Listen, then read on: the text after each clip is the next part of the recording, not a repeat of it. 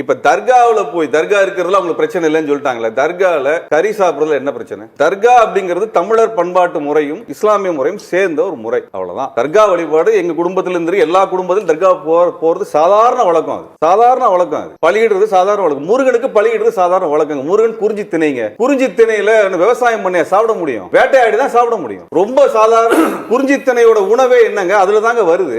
அப்ப ஒரு முருகன் கடவுள்ல வந்து பலியிட்டு உணவு உண்றது என்பது முதல் அசைவ உணவு தவறு கிடையாதுங்க. அசைவ உணவு அவர் வழக்க முறைங்க. அசைவ உணவே ஏதோ தீட்டப்படாத ஒண்ணு தப்பான ஒண்ணு காமிச்சுக்கிட்டே இருக்கிறாங்க. ஏங்க நாங்களும் எங்களோட கோயில்களுக்கு குலதெய்வ கோயிலுக்கு பலி கொடுத்து சாப்பிடுறோம், அதெல்லாம் தப்பா? அதெல்லாம் தப்பான்னு கேட்கிறேன். கோழி பலியிடுறோம், ஆடு பலியிடுறோம், தப்பான்னு கேட்கிறேன். நம்ம இந்து மதம் இவங்க சொல்லக்கூடிய தமிழர்கள் எல்லாருமே வந்து ஒரு சாதியை தவிர எல்லாரும் அசைவ உணவு சாப்பிடுறவங்க. எல்லா அசைவ உணவு சாப்பிடுறவங்க இழிவுபடுத்திட்டு இருக்காங்க, அசிங்கப்படுத்திட்டு இருக்காங்க. என்ன சாமி ஏதாவது தப்புன்னு சொல்லிச்சா எங்களுக்கு?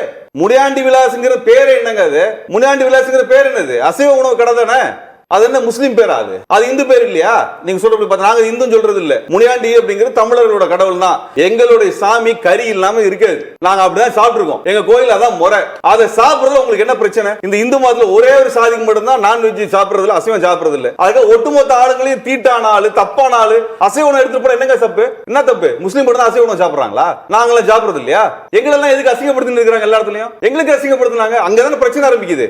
இப்ப தர்காக்காரங்க எதுவும் சொல்லல, அவங்களுக்கு இதெல்லாம் பிரச்சனை. தர்கால கும்பிடுறது பெரும்பாலான ஆட்கள் இந்து மக்கள், பெரும்பாலான சாமானிய கிராம மக்கள், ஏழை எளிய மக்கள் வேண்டுதலுக்கு போறாங்க. வேண்டுதலுக்கு போய் கும்பிடுறாங்க. என்ன பிரச்சனை? வேண்டுதல போய் பலி கொடுக்குறாங்க. என்ன பிரச்சனை உங்களுக்கு? உங்களுக்கு பலி கொடுக்க முடியல, விட்டு போங்க. எலுமிச்சம் வைக்கிறீங்கல்ல, பலி கொடுக்குறீங்க. எலுமிச்சம் வைக்கல, அது என்ன அர்த்தம்? அது பலி கொடுக்குற எலுமிச்சம் வைக்கிறாங்க. எல்லா கோவிலையும் கோபுரத்துக்கு அடுத்து என்ன இருக்கு? பலிபீடம் இருக்குது, கொடிமரம் இருக்குது, வாகனம் இருக்குது, துவார பாலகர், அதுக்கப்புறம் கர்ப்பகிரகம். அங்க பலிபீடம் வச்சு தேங்காய் உடைக்கிறீங்களே, அங்க என்ன தேங்காய் உடைக்கிறதா கல் வச்சானா? பலி கொடுக்கறதுக்கு வச்சது அது. பலிபீடம் இருக்கா இல்ல? எந்த கோயில் பலிபீடம் இல்ல சொல்லுங்க பாப்போம். இந்த காஞ்சி கோயிலுக்கு போவோம், மீனாட்சி அம்மன் கோயிலுக்கு போவோம், இருக்கிற எல்லா கோயிலும் பலிபீடம் இருக்குது. எதுக்கு பலிபீடம் வச்சாங்க? அதெல்லாம் மாத்தினாங்கல்ல. இவங்க சாமி அசைவம் சாப்பிடலாம் பரவாயில்ல, போயிட்டு போறாங்க. எல்லாத்தோட பழக்கத்தை மாத்தி குற்றமே பேசப்படுற. அசைவம் கொண்டு போயிட்டாங்க, அசைவம் கொண்டு போயிட்டு, அசைவம் கொண்டு போய் என்னங்க தப்பு? குடல் ஜீரணிக்குது, வெளியே போகுது, அவ்வளவுதானே. குடல் ஒத்துக்கலையா? அதுக்கு உடம்புக்கு ஒத்துக்கலையா?